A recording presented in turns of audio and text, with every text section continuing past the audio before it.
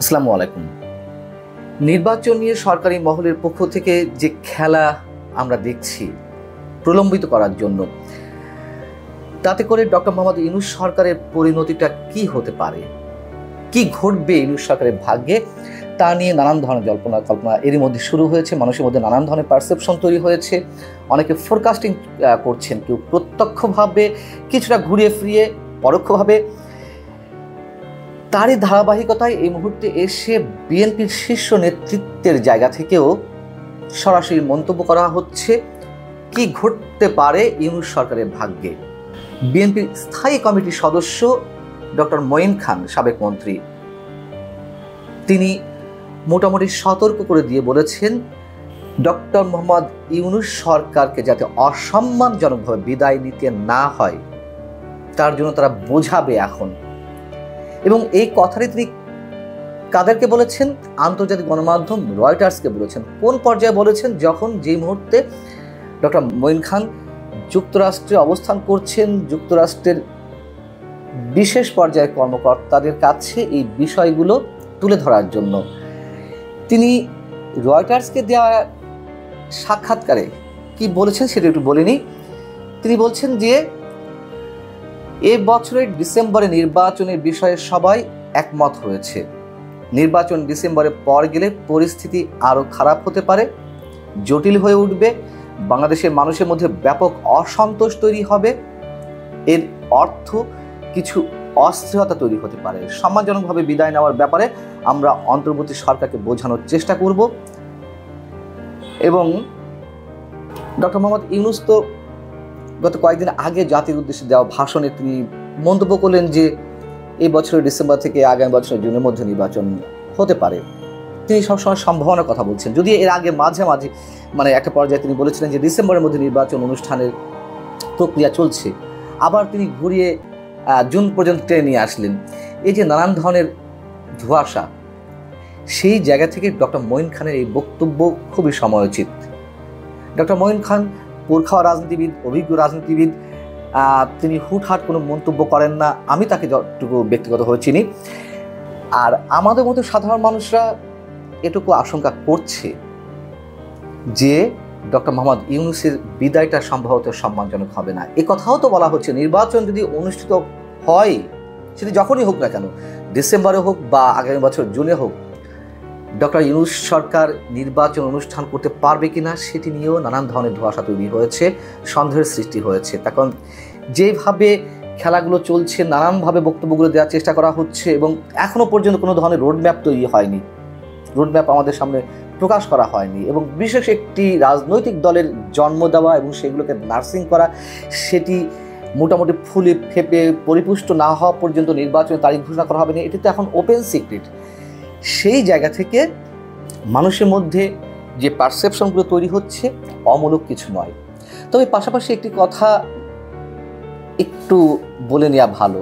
এই যে যুক্তরাষ্ট্রের কর্মকর্তাদের কাছে বাংলাদেশের নির্বাচন নিয়ে কথা বলতে গেলেন ডক্টর মঈন খান, এখন সেখানে অবস্থান করছেন, এটিও নিশ্চয়ই সমিতির নয় কারো কাছে, আমাদের কারো কাছে।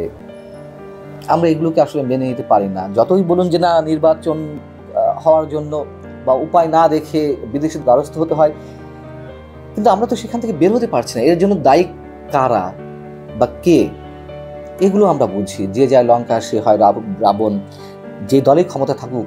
আর এখন তো কোনো দল নয়, একটা অনির্বাচিত কিছু প্রতিনিধি একটা অনির্বাচিত সরকারের উপদেষ্টা হিসেবে রয়েছেন। তারা যে খেলাগুলো খেলছেন, তারা যে বক্তব্যগুলো দিচ্ছেন, মনে হচ্ছে ঝানু রাজনীতিবিদ, তাদের প্রত্যেকেরই একটি রাজনৈতিক দল রয়েছে, তারা সবাই মিলে এই সরকার গঠন করেছে।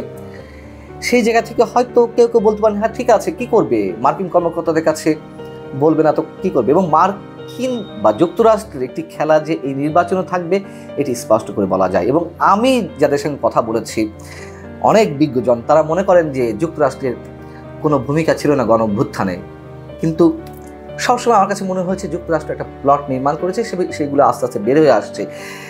আমরা এই যে যুক্তরাষ্ট্রকে খেলার সুযোগ করে দিই, চীনকে খেলার সুযোগ করে দিই, ভারতকে খেলার সুযোগ করে দিই, এর দায় তাদের নয়। তারা তাদের প্রয়োজনে খেলবেই, তাদের জন্য বাংলাদেশ উর্বর ভূমি হয়ে উঠেছে, কিন্তু সুযোগটা তো আমরা করে দিচ্ছি। এবং একই সঙ্গে একটি প্রশ্ন এখন অনেকের মুখে, আমার কাছে তো রয়েছেই, একটা বিশাল একটি রহস্য, এই সরকারের শক্তিটি আসলে কে বা কারা?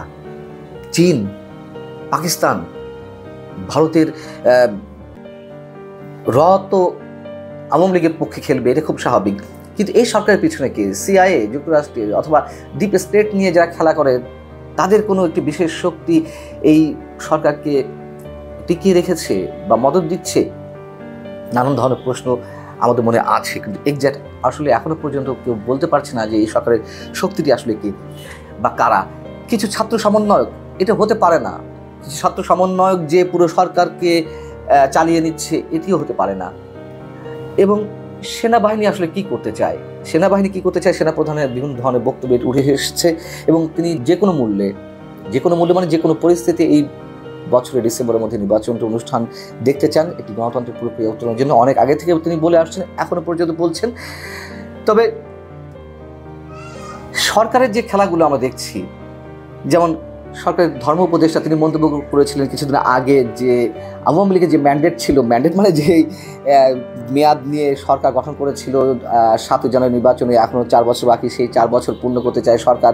আবার নতুন করে সার্জিস আলমদের মতো ব্যক্তি এবং যারা আটলান্টিকের ওপারে বসে নানান ধরনের ফু দিচ্ছে, তাদের ফুয়ে নানান কিছু হয়ে যাচ্ছে ফুৎকারে, তাদের কারো মধ্য থেকে এই কথাও এই মুহূর্তে ছড়ানো হচ্ছে যে ডক্টর মোহাম্মদ ইউনূসের মতন একজন স্টেটসম্যানকে নির্বাচিত সরকারের 5 বছরের জন্য প্রধানমন্ত্রী হিসেবে তারা দেখতে চায়। এই কথাগুলো আমি আগেও বলেছি, এগুলো তারা বলছে না, তাদেরকে দিয়ে বলানো হচ্ছে, বিশেষ একটি গোষ্ঠী বলাচ্ছে। মানুষের মধ্যে আস্তে আস্তে ধারণা তৈরি করে দেওয়ার চেষ্টা করছে, মানুষের সহ্য শক্তির মধ্যে নিয়ে আসার চেষ্টা করা হচ্ছে। স্পষ্ট করে বলি, একেবারে স্পষ্ট, যদি তেমনটি ঘটে, তাতে ডক্টর মঈন খান যে মন্তব্যটি করেছেন সেই মন্তব্যের সঙ্গে আমরা সম্পূর্ণ একমত, যে ডক্টর মোহাম্মদ ইউনূসকে কিভাবে তার গদি ছাড়তে হবে অথবা গদি ছাড়ার সময় তিনি পাবেন কিনা, এটুকু নিঃসন্দেহে বলা যায় যে আন্দোলন কিভাবে কোত্থেকে দানা বেঁধে ওঠে কেউ কল্পনাও করতে পারে না। আমি সবসময় একটা কথা বলি, ঠিক এই যে কোটা বিরোধী আন্দোলন, এর মাধ্যমে যে শেখ হাসিনা সরকারের এরকম করুণ পরিণতি ঘটবে, এর পিছনে অনেক ধরনের ষড়যন্ত্র ছিল, এটা আমরা স্বীকার করি।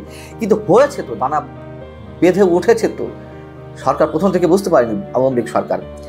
ঠিক ডক্টর মোহাম্মদ ইউনূস সরকার যদি মনে করে যে তারা তাদের ইচ্ছে খেয়াল খুশি মতন এটিকে লেন্দি করবে, প্রলম্বিত করবে, সরকারের থেকে যাওয়ার একটি চেষ্টা করবে নির্বাচন না দিয়ে, ভয়ঙ্কর পরিণত হবে। আমরা হয়তো এখনও তা বুঝতে পারছি না। যেমন শেখ হাসিনা সরকারের পতনের আগে বলেছিলাম যে করুণ পরিণতি ঘটবে, কিন্তু সেই করুণের আকৃতিটা কি আমরা কেউ ধারণা করতে পারিনি। ঠিক ডক্টর মোহাম্মদ ইউনূস তার চেয়ে ভয়ঙ্কর কোনো পরিণতি বরণ করে নেওয়ার অপেক্ষায় আছেন কিনা, সেটি দেখতে আমাদের 16 বছর ওয়েট করতে হবে না, অল্প কিছুদিনের মধ্যেই বোঝা যাবে।